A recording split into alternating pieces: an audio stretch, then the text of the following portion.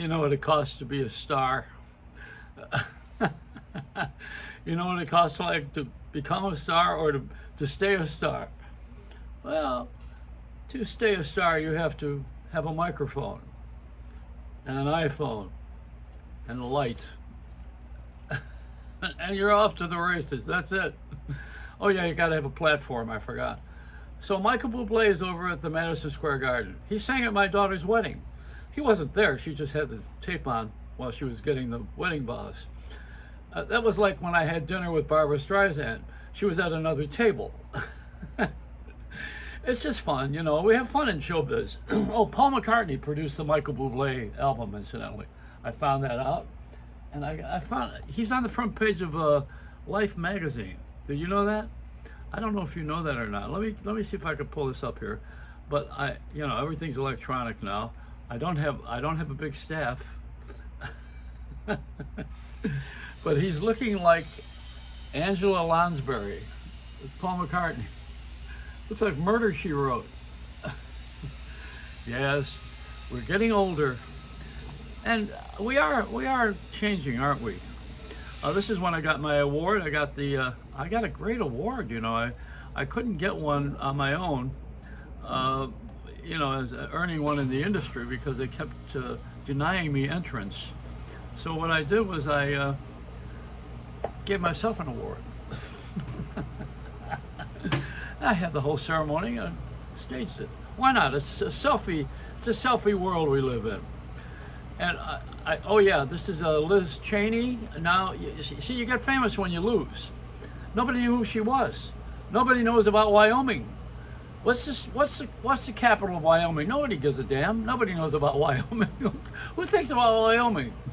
A duck and two cattle. You know, I mean, nobody cares about it. But Liz Cheney was the daughter of Dick Cheney, who was in the Bush administration. Is my light going off here? Yeah, every 10 minutes it tells me. It says, okay, your time's up. So Liz Cheney said she's, now they probably think she's going to run for president or something, but she was all against anti-Trump, you know, and that Wyoming people, boy, they said, oh, she's not going to be she's not our girl. And she says, all I need is a bullhorn. So I got one. We used to use this when I was a kid. So when you lose something, then you become famous, and people all talk about you. They say, "Oh, he's a loser." Yeah, like the lies that they say about Trump now. They're not talking about him at all. Nothing about his qualities, about his goodness or graciousness or anything about him except his lies. So whatever it is that's negative, you're going to have that on your report card. This is like a bad school, you know, school for troubled parents. I went to that. So you know what happens is you go out and you become famous, and then people try to tear you down because they're jealous. You know, and I put in my book, Let a Smile Be Your Umbrella, but Don't Get a Mouthful of Rain is my book. You can buy it, but I'm going to give it away, and I'll be at the San Gennaro Feast in Little Italy on September 15 with my book and the fabulous new Joey Reynolds cheesecake. So we're introducing that to the world. It's called the Joey Reynolds cheesecake. And we're putting that out. It's probably the best cake you'll ever eat in your life. That's my little plug. I'm going to be like Paul Newman. I'm going to be more famous for my cheesecake than I am for my behavior on the air. I will be terribly forgotten in Manhattan when it comes to the shows. And incidentally, at WOR in New York, I was there 15 years. They've never had me back. I didn't even leave there in a bad way, but they went in another direction. They started arguing politics on the air, which I don't do. I don't care about it. See, the way I handle it, let me tell you how to handle it if you want to know. There are people who are very dedicated to one side or the other, Republicans or Democrats, Trump, anti-Trump, you know, people that go back and forth. The way that I handle it is I tell everybody right from the start, I think that politics is a game and the law is steady, and the law is the law of the land. So I follow the Ten Commandments, I follow the laws as best I can. I follow the laws of justice best I can, and the ones that even parking tickets and infractions I've had. But I follow the law. I try to follow the law. So the law is one side, and it's there. Politics is a game. You can lie, you can cheat, you can hype, You can sell, you can buy, you can do anything you want with politics because it's all a game. It's like going to the casinos and you bet on if you go to the casinos, the house usually wins. That's how they pay for all the lights, you know, and the employees. How do you think they all make money? They make money because the house wins. And if you want to be at a crap table and be unpopular, which is very easy, all you got to do is bet on the side of the house. It's called don't pass. You know, you roll the dice and you bet on the side that the house would bet on, that they will win. Because they don't make any money off of your bet. They make money off of your loss. There you go. Same with the lottery. How do they make money? They make money because someone loses. They don't make money because someone wins. You try to win, they make money anyway. So that's the way it goes. You know, bet and way beyond your means. So this is it. We're talking the real language, and it kills everybody's game. You know, it's like lawyers like Morgan and Morgan. You know, I always rag on them because it's so ridiculous to have this #1 law firm in the world for collecting money from your accident. And if you don't win, we don't charge you. Oh, good, thank you very much. If I don't win, you're gonna wear something more than you're gonna wear my fist. You better win. No, this is when you hire someone. You want to win. I mean, what do you hire somebody for? You say go and try it, and if it doesn't work, I won't bother you. And meanwhile, you gave your heart, your soul, and all your time to something, including the money it takes to get these guys. So it's a game. These are games. The games that we play in our world, and you have to either play the game or you have to avoid it. See, I don't go along with the gag as a rule. That's why I'm not on the regular radio and television. They're not going to have me there because I don't do what they do. I don't want to do what they do. I don't want to answer the phones and argue about Liz Cheney and Trump. Why do I want to do that? I have a life, you know, sit there and argue about something. Do that. Get married if you want to argue.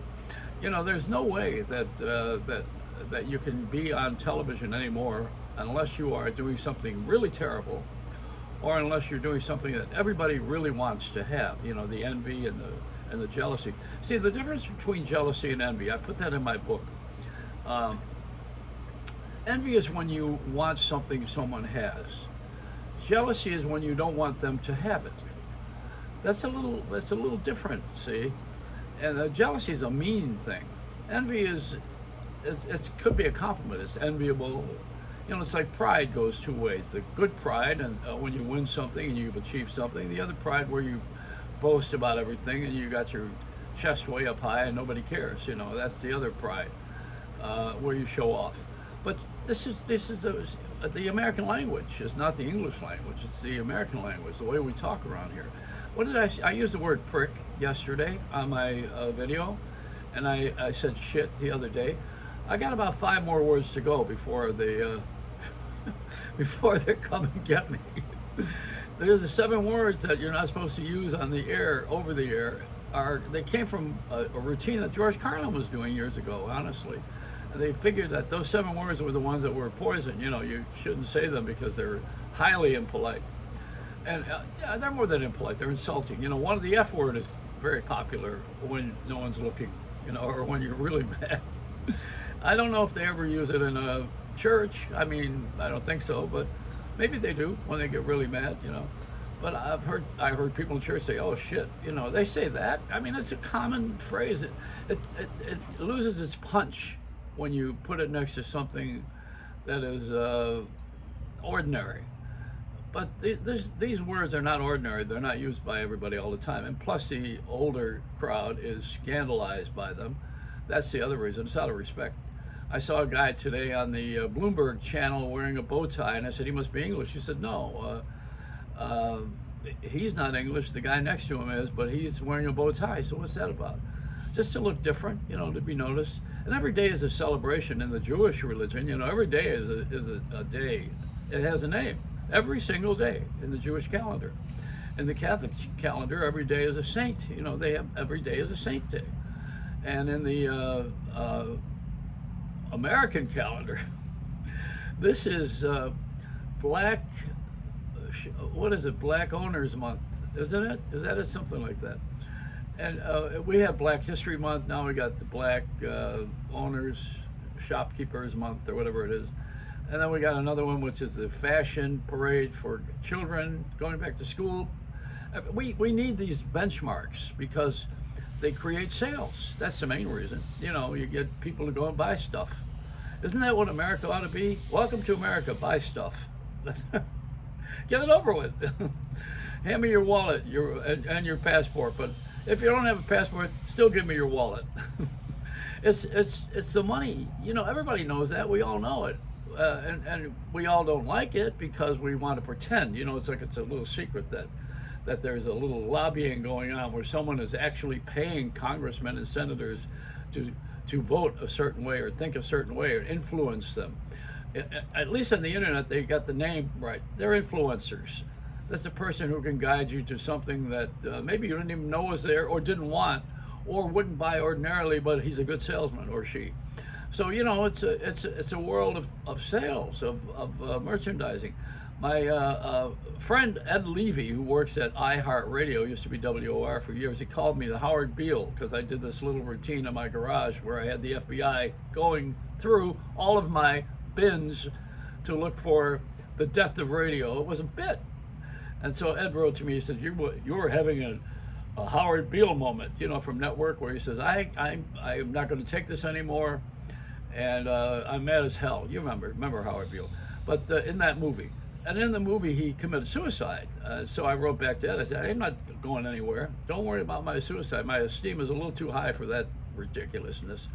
What I'm going to do, I won't commit suicide. I'm going to murder you. That's I shouldn't laugh at that because, you know, these days people take it seriously. And in New York, you're going to charge $20 extra to get into the city per car if you go to the middle of the city. They think it's going to help traffic because it was done in London. They're going to do something because it was done in England. We threw them out of here years ago because we don't like the way they were doing stuff. And now all of a sudden we're going to kiss their butts? I don't think so. Don't give me an excuse that it worked in London to have less traffic and the air is clean. Now you got a clean air bill and you got a government that's taking care of the environment, hopefully, or at least everybody thinks that they're going to do that. I mean, they promised to do that and they signed a bill. Now you got to pay the bill. So here we got in New York, people who are tourists coming to New York. They don't want to pay $20 extra to go over that bridge or through a tunnel to go into New York and then pay to park and pay then to go to a $100 show maybe with a medium price seat. I mean, come on. What do you want to do? You want to just screw everybody in the country that comes to New York? And the New York management, who's running that place? They keep giving parking tickets, towing cars. They don't want anybody in there because they want to make money is the real reason, not because they care that you park or illegally or you're in the way of something. It's because they really want to make money and they don't know how. So what we need is a business manager for New York. I don't know about a mayor. You need somebody who knows how to make money with that city if you're going to do it. And I don't mean by people's faults and failures. They make money by people making mistakes. There we go again with that. See, you get famous when you fail. Welcome to the most admirable failing country on the planet. You can fail miserably to the top. It's a Reynolds wrap. Is it? Yeah, it's a wrap. Is it over? Oh yeah? My whole career is over. Push that button.